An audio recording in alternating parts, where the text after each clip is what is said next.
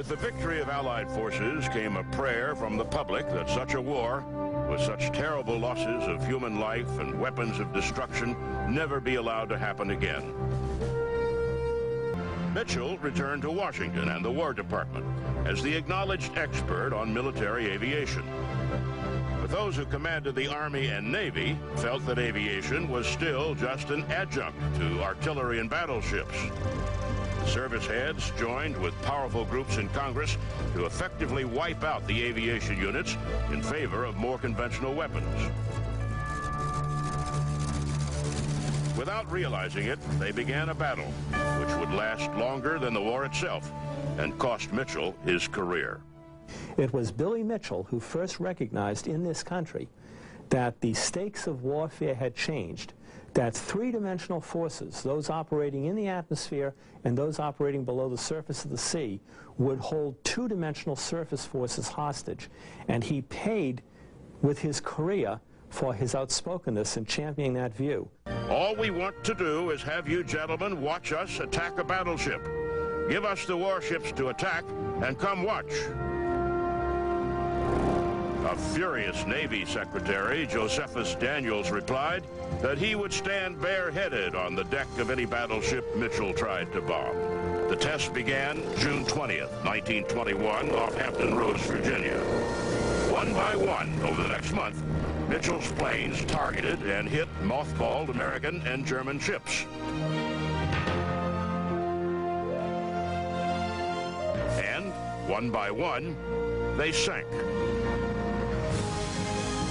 The final attack was against the German battlecruiser Ostfriesland on July 21st. Largest of the German dreadnoughts, she had already survived a combined torpedo attack and salvos from British battleships in World War I.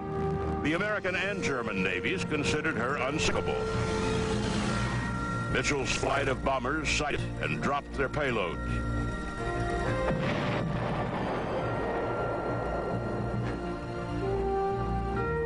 They placed the bombs around the ship, crippling the battleship's hull.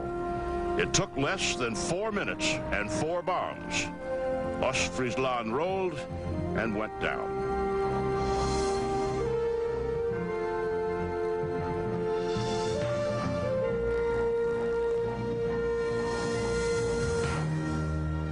Mitchell next led a flight of Martin bombers against the retired U.S. battleship Alabama.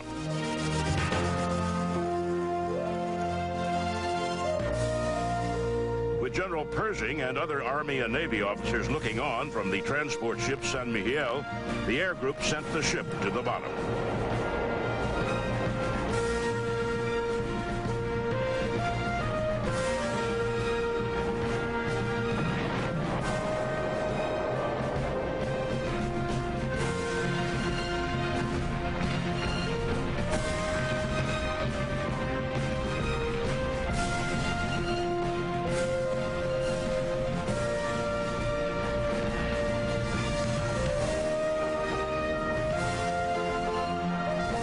The success of the bombing test did not spell the end of Mitchell's troubles with the Navy and War Departments.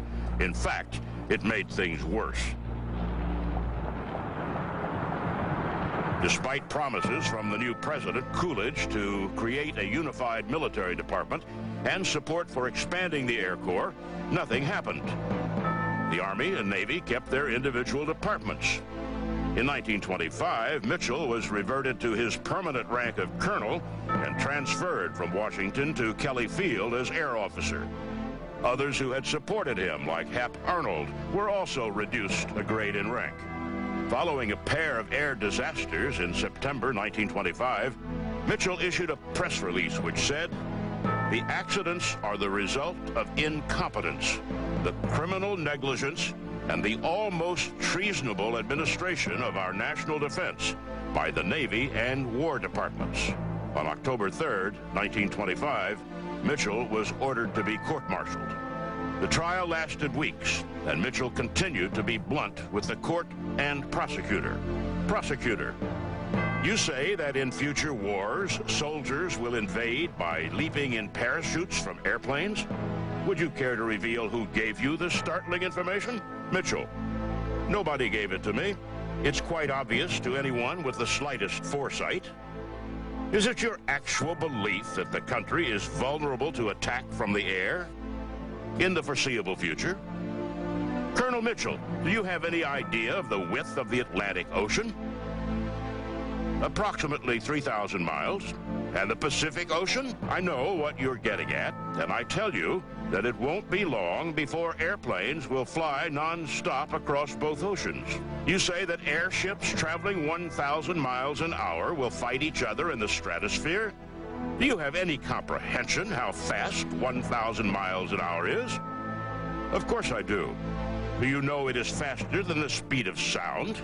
Approximately 250 miles faster than the speed of sound. You say that the Hawaiian Islands, our base at Pearl Harbor, will fall victim to an air attack? Does your crystal ball reveal by what enemy this mythical attack will be made? By whom, Colonel? By whom? The attack will be made by the Japanese. The court found Mitchell guilty of insubordination and suspended him from rank, pay, command, and duty for 5 years.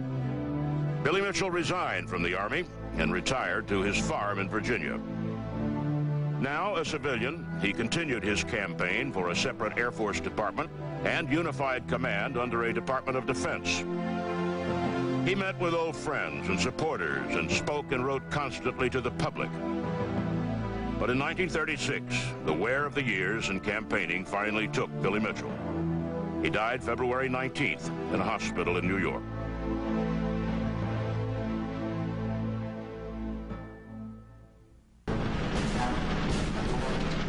On December 7th, 1941, the Japanese attacked Pearl Harbor, launching their planes from aircraft carriers just as Mitchell had predicted.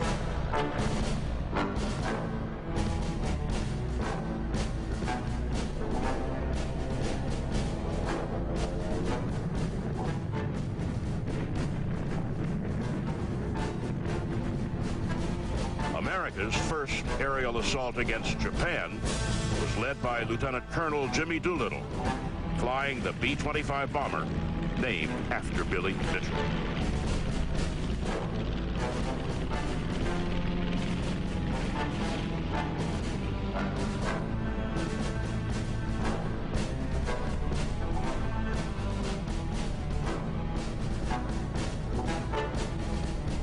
Billy Mitchell fought with distinction in 2 wars.